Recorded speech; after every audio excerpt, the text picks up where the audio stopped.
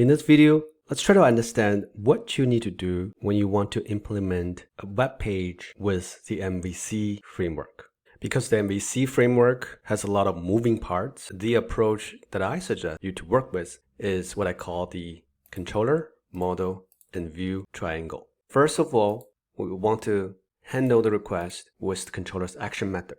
And then we use our underlying architecture to populate the model. In this case, we want to use the repository that we just created.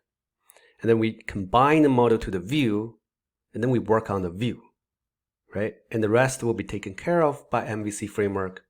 In other words, the view will automatically be returned by the controller in the response to the browser to be rendered. So first, let's take care of the controller.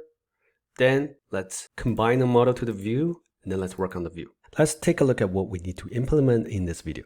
In our categories controller here, index action method currently is doing nothing. It basically just returns the index view.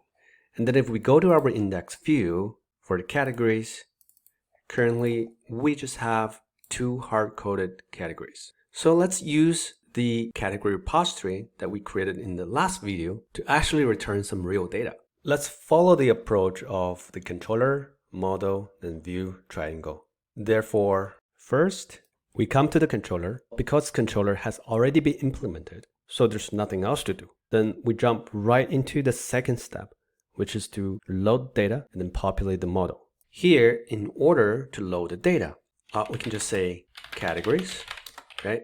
And how do we load the data? We can use our categories repository right here. And then we can just call get categories. And this one returns all of the categories in the in-memory data store. And now we combine the data to the view. And you have seen this over here. We can just put the model right here in the view. At this moment, we have taken care of the controller and we have loaded the model with data. And of course, we have combined the model to the view. Now comes to the last step, which is we need to work on the view. Because the action method is index, this view corresponds this view because the name is the same. So let's go to this view. So in this view, first of all, we want to specify what type of data we're working with. When you look at the controller, this categories is a list of category. So therefore, we are working with a list of category. So this is the type of the model that the view is working with. Here, we need to import the namespace. Now we have the type of data, then we can use Blazor syntax to help us to render HTML. So let's delete this. Here, when you want to use any C# expressions or statement or code blocks, we want to start with the @. And of course here we want to loop through the list that is combined with this view. So we can use for each, or we can use for. I prefer to use for each here. And just like writing a regular C#, you just use for each normally. And here I'm going to say for each category in our model.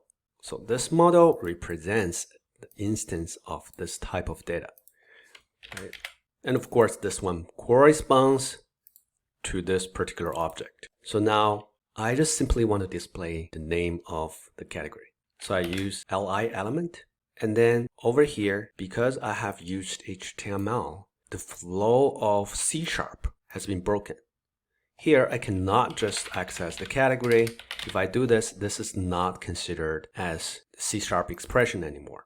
I have to use the @. Right? Why do I have to do that? As I mentioned, because I used HTML already, so the flow of C# is broken, so I have to use @.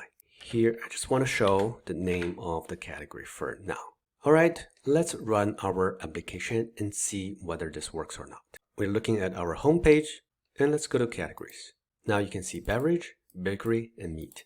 Those are the seeded data in our in-memory static repository. That means our code is working. We are finally displaying some real data. And again, in this lesson, the takeaway is how you work with MVC. First, you handle the request. So you come to the controller and you deal with the controller. And then you use the underlying architecture components. In this case, we're using repository. It's a static in-memory repository to load data into the model. After that, you want to focus the view.